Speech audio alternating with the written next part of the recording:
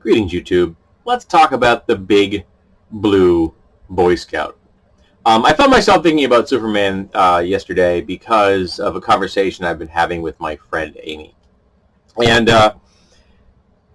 it got me pondering what Kal-El could do to change the world as opposed to Clark Kent or Superman. Now, why am I breaking that down?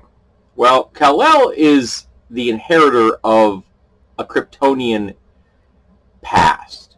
Kal-El is just a white guy that lives in a farmland and wants to be a reporter. And Superman, of course, is the big blue Boy Scout. He is a god. And we often think of Superman and his powers as being the god part. We don't think of the reporter part a whole lot, but Clark is of average intelligence, a little bit higher, and well-educated. But we don't think about the Kal-El part at all, at least in my experience. We really don't play that up. And what do I mean by that? I'm talking about the inheritance that Kal-El has received. Now, I need to address a couple of things that have always kind of bothered me about Superman, so please indulge me. So, Krypton explodes, which makes zero sense. Now, you want to tell me that the Kryptonians had destroyed their planet to the point where it can't support Kryptonian life? All right, we're seeing that crap going on right now. You want to even make it something spectacular, like somehow they've upset the tectonic plates of Krypton and they crack and the world ends and all the civilization collapses, so essentially there is a world-killing event. Okay, fine. The planet instantaneously becomes incapable of sustaining Kryptonian life. All right. But why did the Kryptons not just leave their world? They had super science. Lots of it. Their escape pods were faster than light. Now, there is an implication in the films that they had outward colonies and that they didn't succeed for some weird reason. That was a lame-ass explanation about why there weren't Kryptonians off the planet. They would have succeeded. They had super science.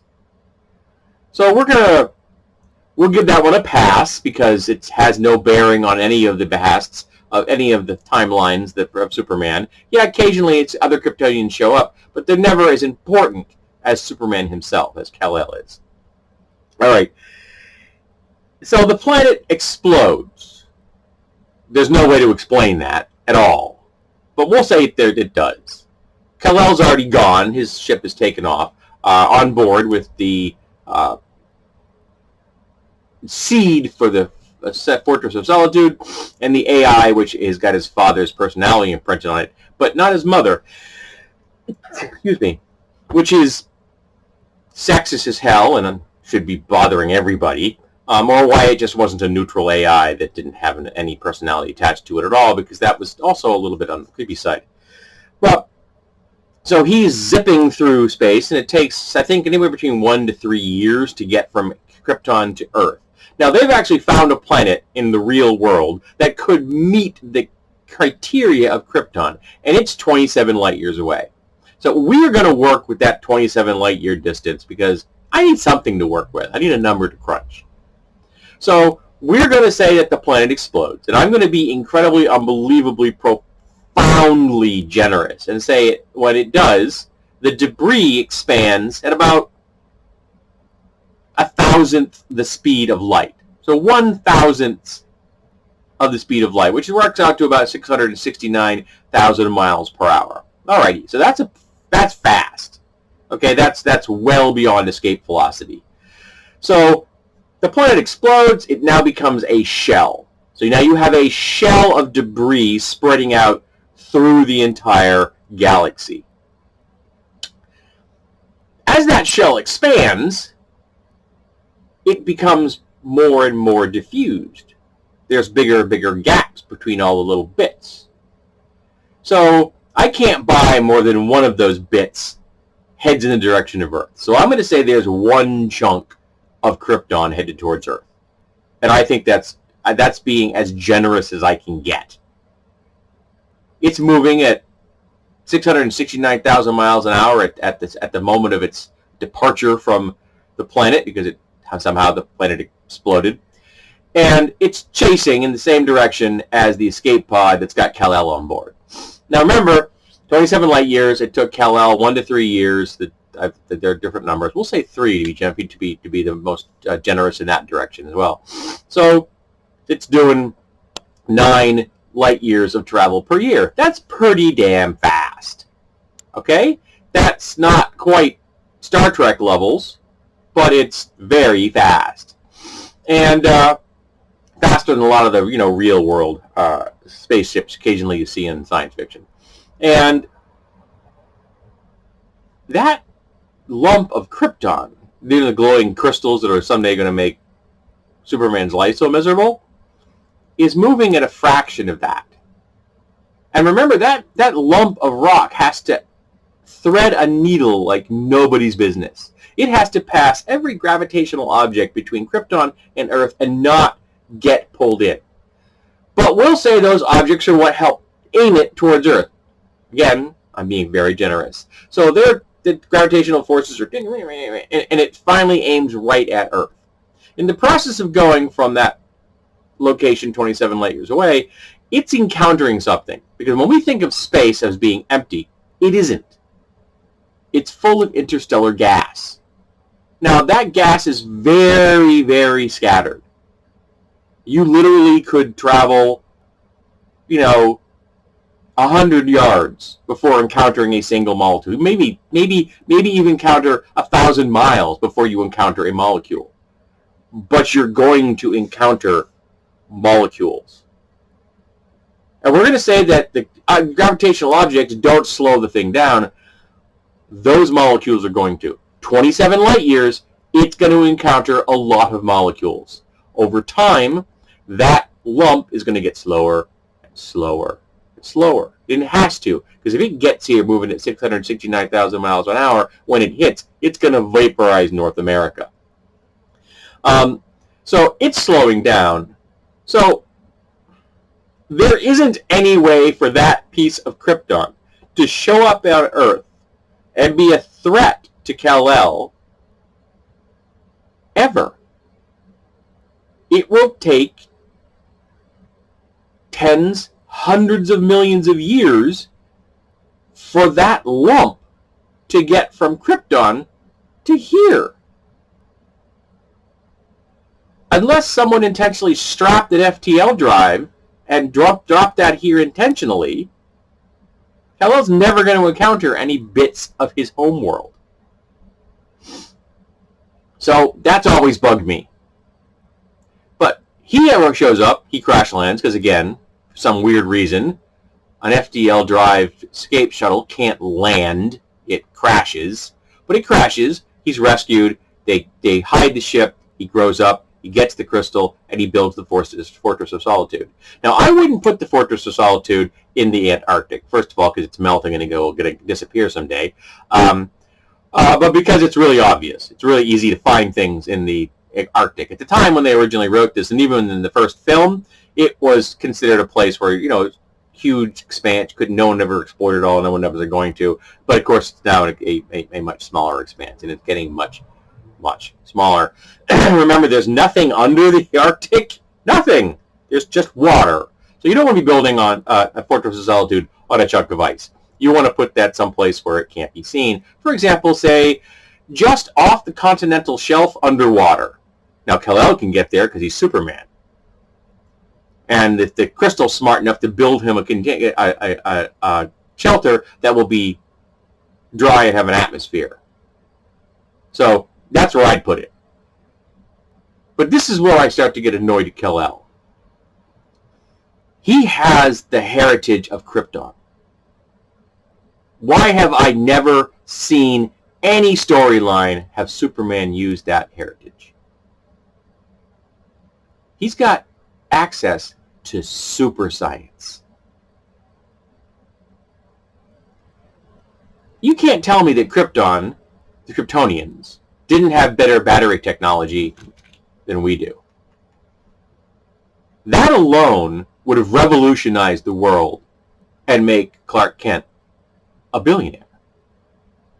You can't tell me that the Kryptonians didn't have a nearly perfect solar collection. Again, with the combination of those two things, Clark Kent revolutionizes the world and erases fossil fuels. Think about that. By himself, he could erase fossil fuels, nuclear power. You could get rid of all the dams out there, let the rivers run free, and have an endless supply of energy across the planet, and have everything run by electricity. He's got access to FTL drives. We could be buzzing around our galaxy in no time at all. And even if he introduced those things gradually and slowly and carefully, which is what I would do in his place, he could still do it. Communication networks that are nearly instantaneous across any distance. He could do that. Supercomputers, he could do that. And his supercomputer at his Fortress of Solitude is better than anything on the planet. It's literally light years more advanced than anything we have here. He could go in and he could crack every single database in the world. He could uncover every governmental and corporate form of corruption. He could wipe out sex trafficking networks. He could wipe out pedophile rings and child porn rings. He could undermine every terrorist organization on the planet. And with the money he's generated and the technology he has, he could house and feed and educate and provide health care for every human being on the planet. And if you provide those four things for every single person on the planet, you make sure they have safe, clean housing. You make sure they have safe, clean food. You make sure that they have adequate education. You make sure that they have health care that will take care of them from cradle to grave. You will crush unrest, bigotry, and violence. Because all of them have their base in social conservatism and scarcity. If you erase both of those things, and he can, you turn Earth into a utopia. But he doesn't. And if you have the capacity to do something, and you don't, you're not much of a big blue Boy Scout now, are you? If you walk past the guy lying in the street bleeding, and don't even offer him help, don't even check to see if he's okay, you may be protected legally, but people are going to judge you on the moral and ethical level. They're going to say, well, why the hell didn't you help that guy? You walked right past him. And in some places, you have to help that guy.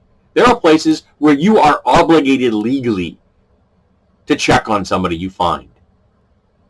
Some places have Good Samaritan laws and say you don't have to if you don't want to, that you're covered. But there are places that say you got to check on them because the population density is so damn low. If you don't check on them, there may not be anybody else to check on him. And he may just die because you were a callous bastard. So Kal-El could change the world. Kal-El could make this a utopia. But he doesn't. He just goes out and joins Bruce Wayne to go punch some clowns.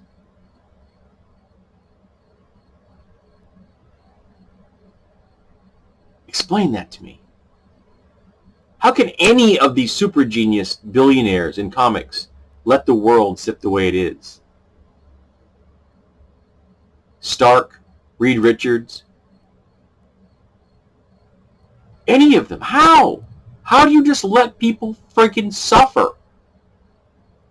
You have the ability to change the world, and yet you don't. Why? Because we need the continuity of the comics to parallel the continuity of our world, just with superpowers added. Because it's all metaphor and stories and things like that. Because without drama, without conflict, there is no drama, there is no interest. Now, I may admit that the Kal-El-fueled utopia may not be an interesting read as far as conflict is concerned. But I sure as hell want to live in it. And I could have. If Kal-El did his job back in the 1930s, before I was ever born, the world would have been a better place. And now, it would be the utopia I have described. I wouldn't have a mortgage. I wouldn't have any debts. I wouldn't be diabetic. I wouldn't need glasses. My teeth would be good.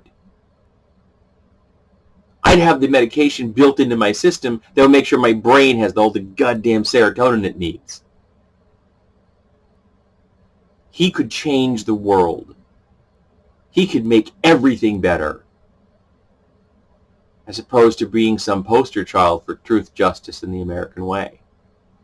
Which apparently is, the American way is to sit back and watch everyone around you suffer and die, because you don't want to use the resources that you have at your disposal to change things.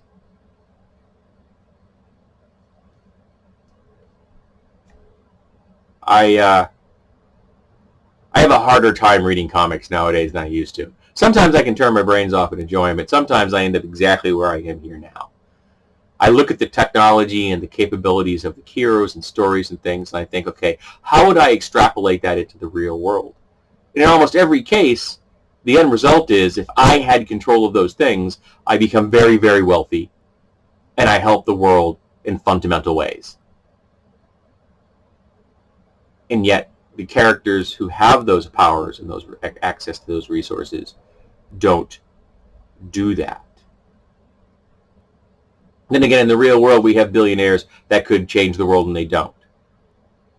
I read a report once that said approximately $30 billion per year could end hunger in the world. Wipe out hunger, $30 billion a year. Wipe out hunger completely, forever. And there are trillions of dollars sitting in bank accounts right now doing nothing. Trillions with a T.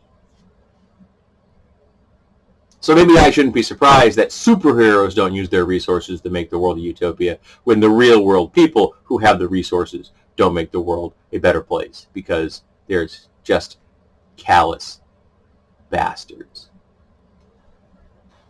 So this, in my head, started out as a talk about punching clowns and Superman and incongruities I've seen in the storylines over the years. And it is a critique of Kal-El and the fact that he won't use the resources that he has. But unfortunately, kind of ended up in, why don't people help other people when they can? And maybe that's the heart of this whole conversation. Maybe that's where I started. That's maybe where I end. Because that is the crux of the problem. Why don't people, fictional or real, help the way they can?